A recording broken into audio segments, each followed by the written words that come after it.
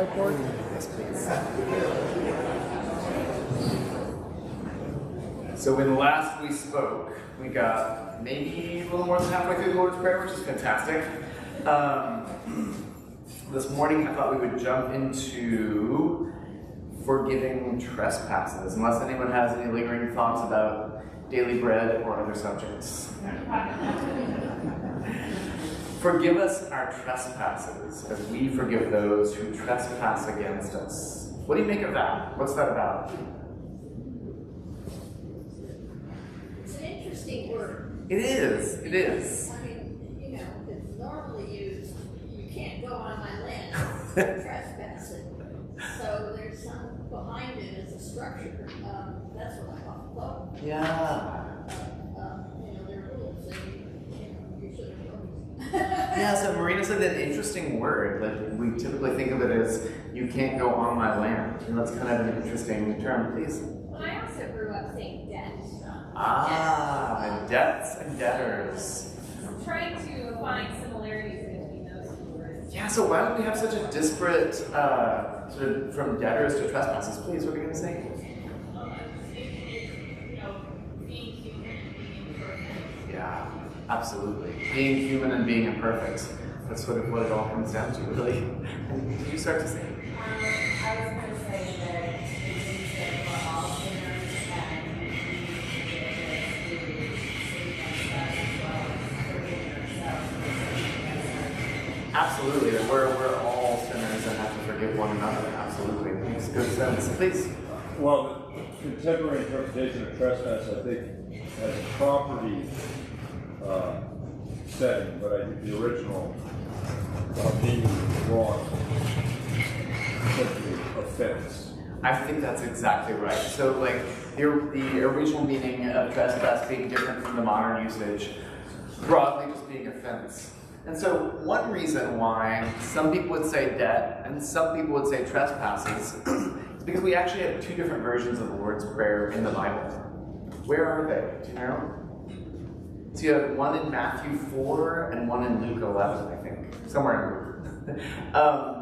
And in Matthew, he says, forgive us our debts. And in Luke, he actually says, forgive us our sins. So in Luke, he uses this Greek word, I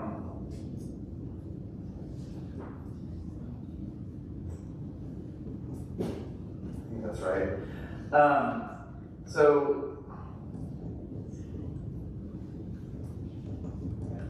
Luke uses this word hamartia.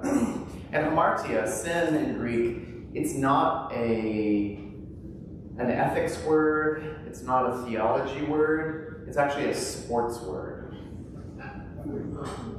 So it's missing the mark.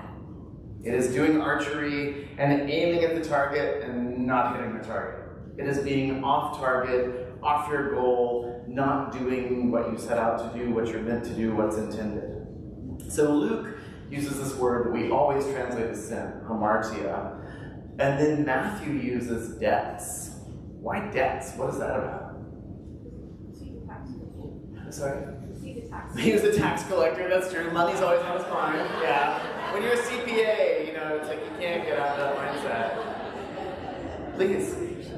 The parable of the two servants where one forgives a debt and one does not, and it's not reciprocal. Comme toujours, you're stealing my lines. That's fantastic. That's exactly where I was going, without question.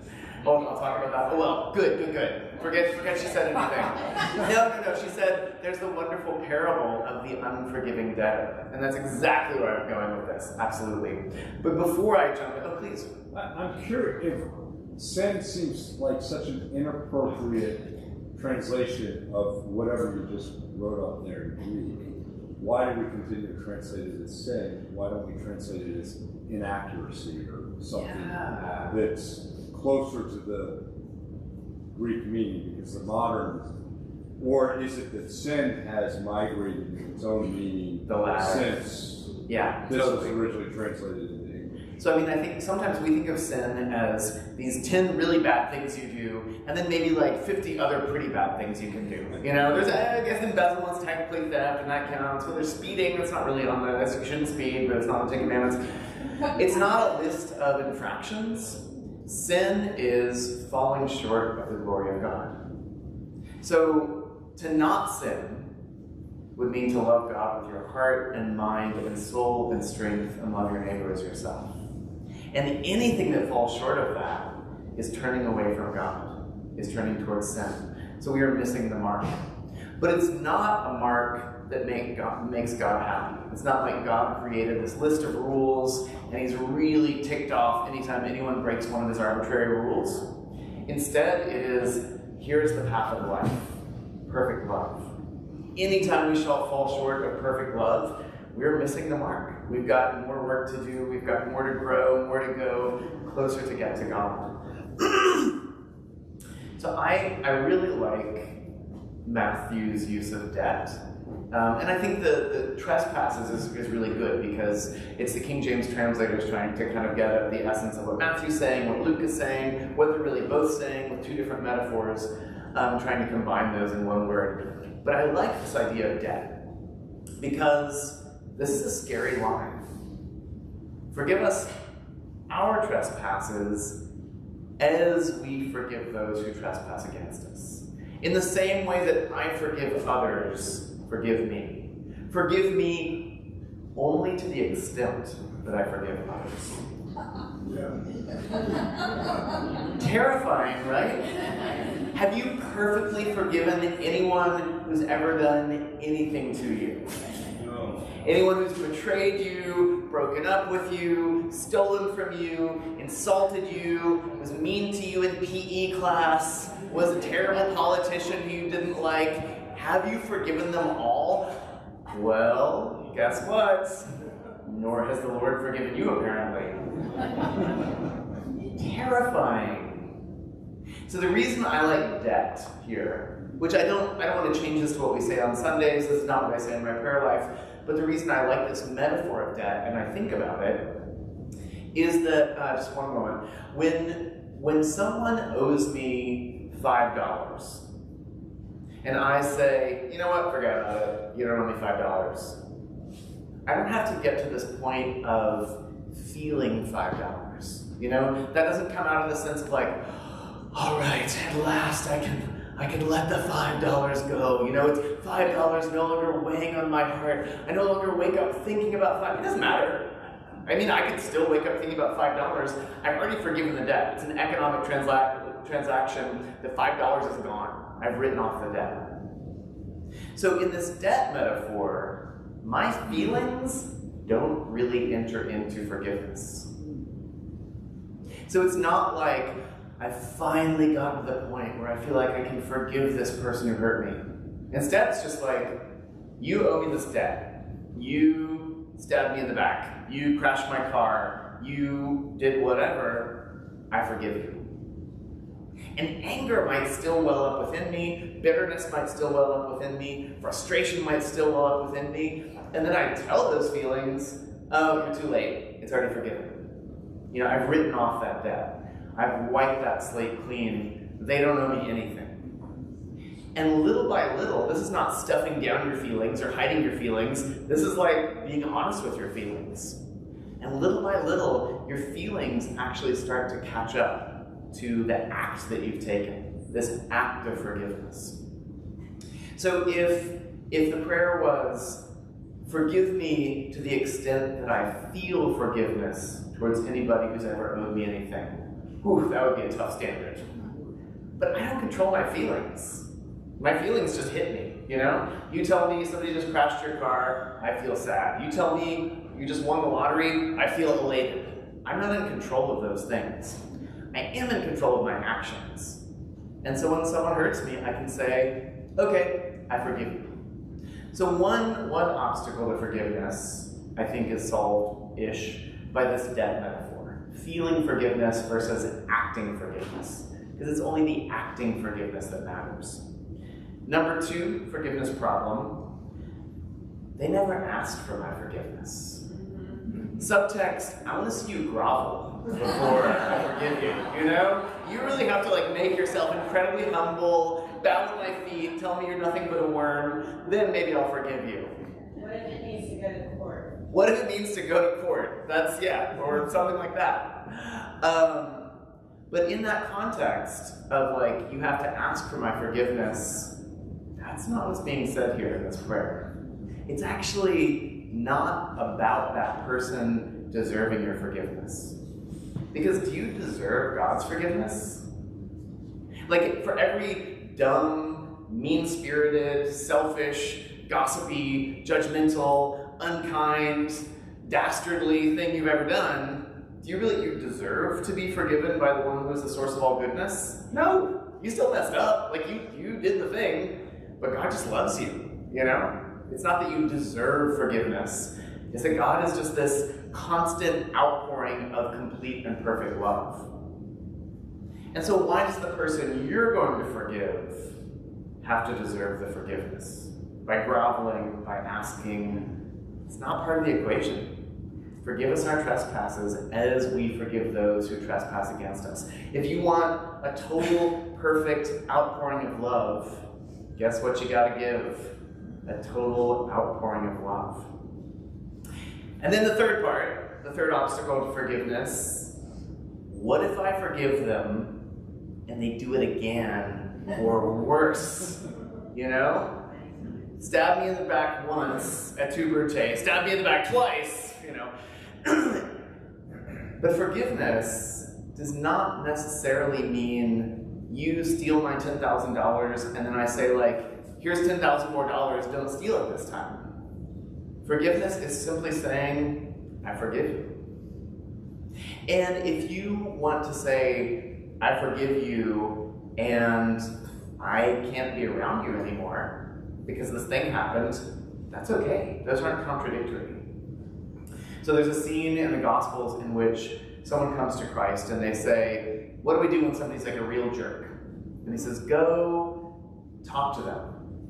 And if they won't listen, so you go talk to them with one or two witnesses. Go and just have a frank conversation. Don't talk about them behind their backs. Don't stew on it and think about what a jerk they are. Go and talk to them honestly and say like, hey, this stuff happened. Here's how I felt about it. You know, let's have a conversation. And if they realize the error of their ways, fantastic. And if they don't, bring in the whole community. Like, have this big intervention and have everybody talk about it.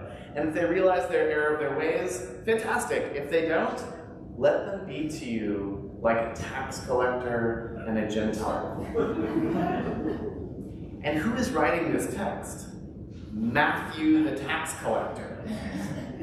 You know, when the Christians went out, they didn't say like, we are here for the best and holy people, and if you are a Gentile or a tax collector, we're here about to get you. You know, you're shunned from our community. We definitely won't talk to you. No! All the apostles were martyred evangelizing to tax collectors and Gentiles. Like, they gave their lives for Gentiles. They gave their lives for tax collectors.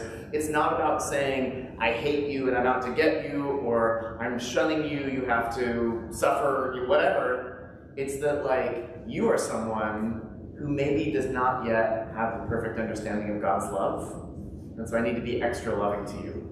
But it doesn't mean, here are also the keys to my house, you know? Like, you're an axe murderer, here's a new axe, go ahead and do your thing. That's not how it works at all. So forgiveness here is really kind of what happens in the heart, but not in an emotional way, in like an active way. So I had this horrible experience with this person. I'm still really frustrated by it, really mad at them, really conscious of the ways that it messed me up every day or whatever. I forgive them. Full stop. Like, and then next time I start feeling this like frustration, oh, I can't believe this person did this thing to me. Nope, I've actually already forgiven them. And a lot of it's about what happens in your interior life, in your thoughts, with your will, whether or not you're willing to pray for them.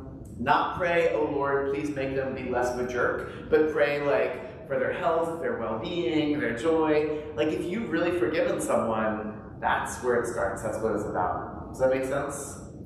Please.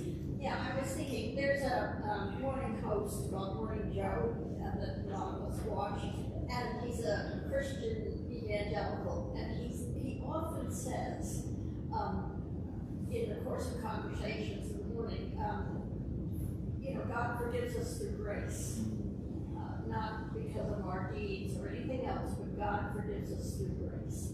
So I'm wondering how you square that with what we just been talking. Yeah, I mean, we forgive others through the grace of God. Totally.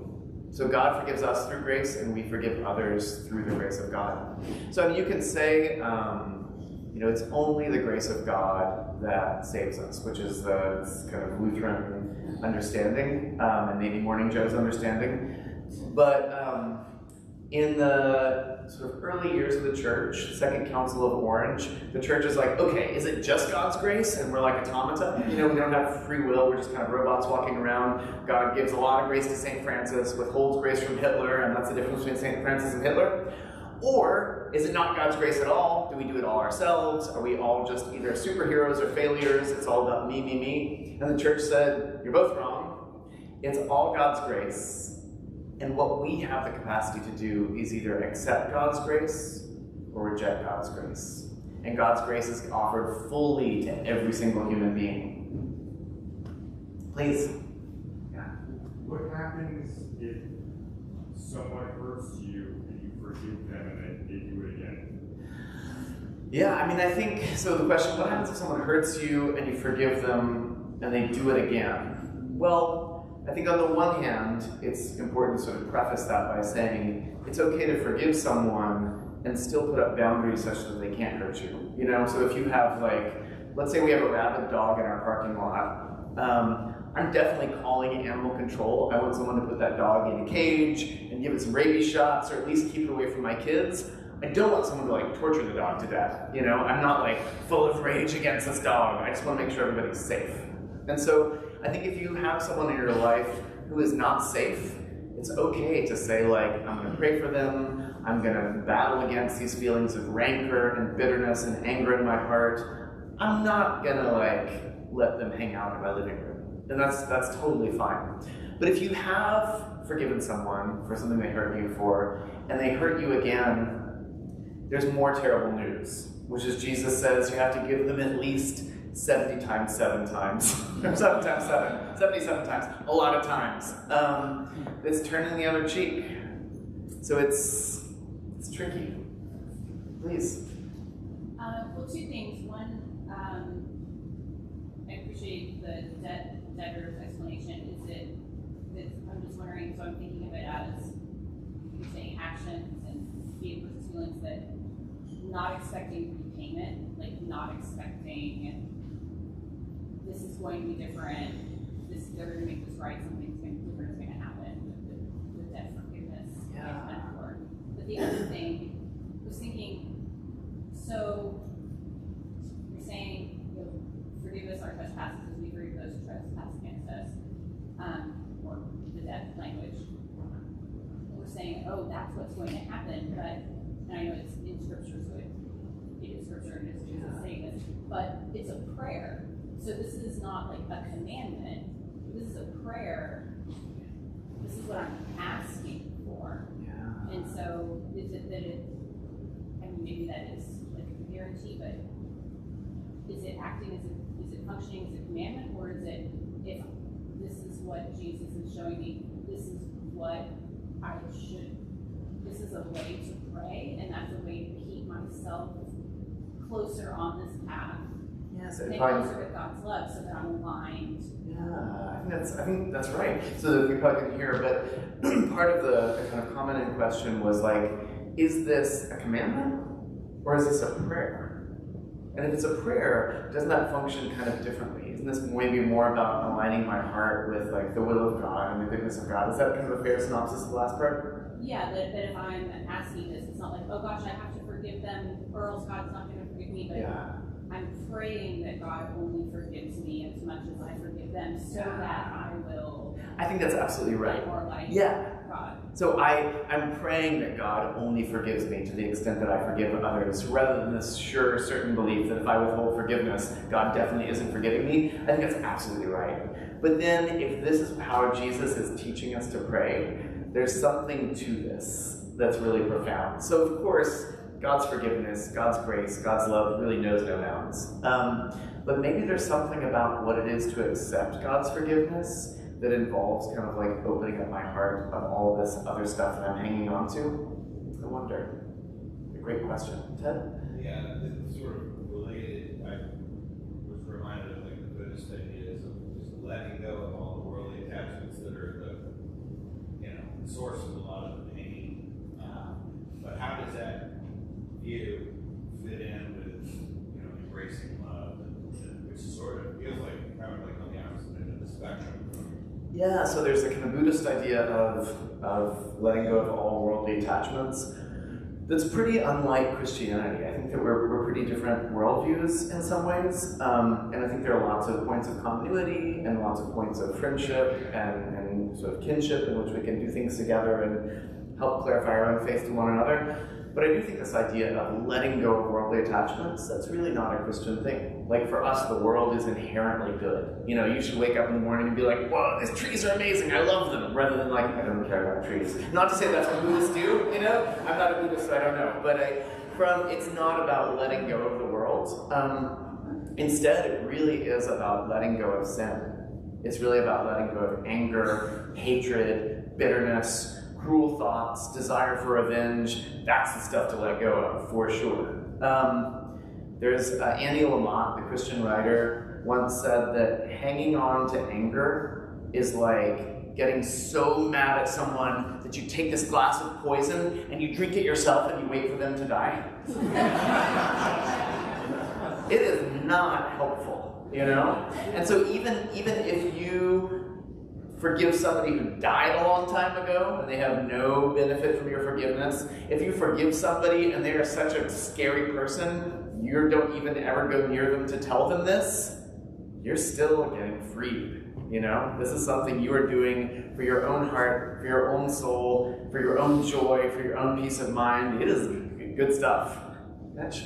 The parable of the talents would seem to contradict a bit the idea that everything in the world is wonderful.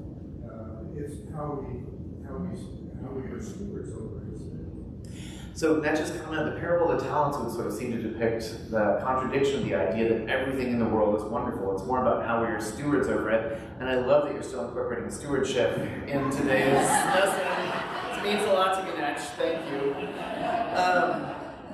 I think, so in Genesis, God calls everything that he makes good and the whole creation very good. And so Augustine of Hippo, when he's kind of wrestling with Christianity, should I become a Christian or not, he's thinking about if all this Christian stuff is true, why would this completely good God create evil?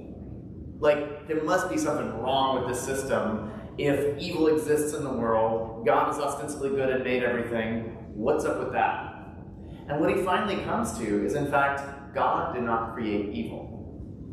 That evil in the world, so there's sort of pure evil, which is pure nothingness, pure non-existence, which is not the same as saying it doesn't exist. It's like death, non-existence, the abyss, that's bad stuff you don't want to think about. But evil as we experience it in the world is just a whole lot of good things out of order. So there's a hierarchy of goods. So I could say that money is a good. I do a lot of good things with money. When I value what's in my wallet over another human life, or when I value what's in your wallet over your human life, and I bonk you on the head and steal your wallet, I've gotten my hierarchy of goods misordered. Energy is good, powering lights, having this microphone working, etc., etc. When I use that same energy to explode a bomb over civilian population, that's not a good thing. I've got my priorities out of whack. So in anything that we sort of think of as an evil act in the world, it's just valuing a lower good over a higher good. That's what Augustine said. So it is a form of stewardship. It is about actually ordering those goods correctly, but it's not that some things in the world, not that this is what you're saying at all, but it's not that some objects in the world are evil and some objects are good and we have to sort of turn away from evil objects and turn towards good objects. It's about always having that correct hierarchy of priorities. Please. So after the genocide against the Tutsi that took place in 1994, the country of Rwanda, Joseph's country, established a court system based upon forgiveness. And because of that, it is now one of the most progressive countries, I believe, on the continent, perhaps in the world now. So is there an outcome to forgiveness?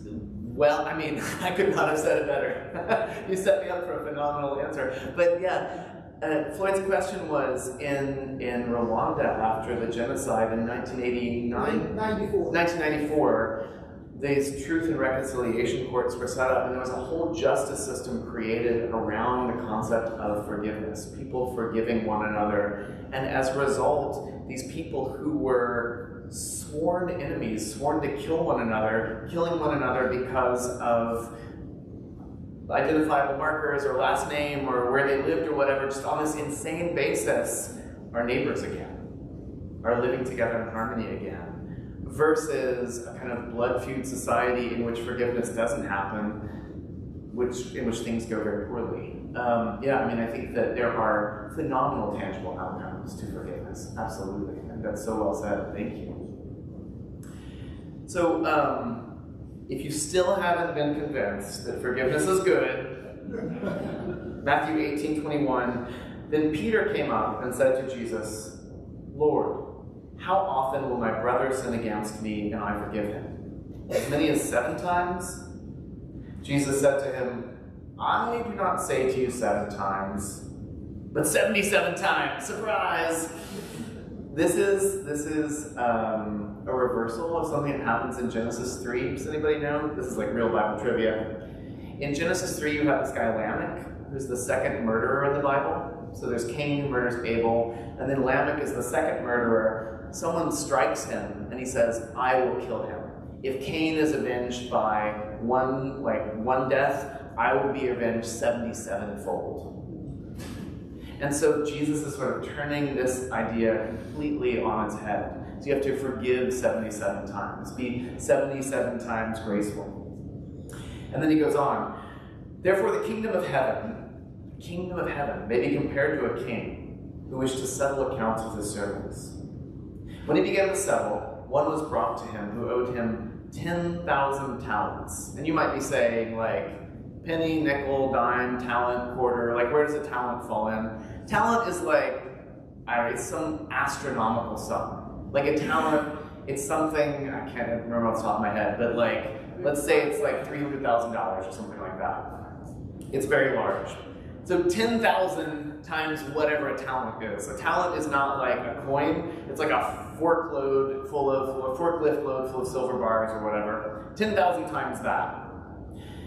And since he could not pay, this guy who doesn't even own his own body, this enslaved person, could not pay, his master ordered him to be sold with his wife and children and all that he had, and payment to be made. So the servant fell on his knees, imploring him, have patience with me, and I will pay you everything. And out of pity for him, the master of that servant, who owes him astronomical, insane, inconceivable amount of money, the master of that servant released him and forgave the debt.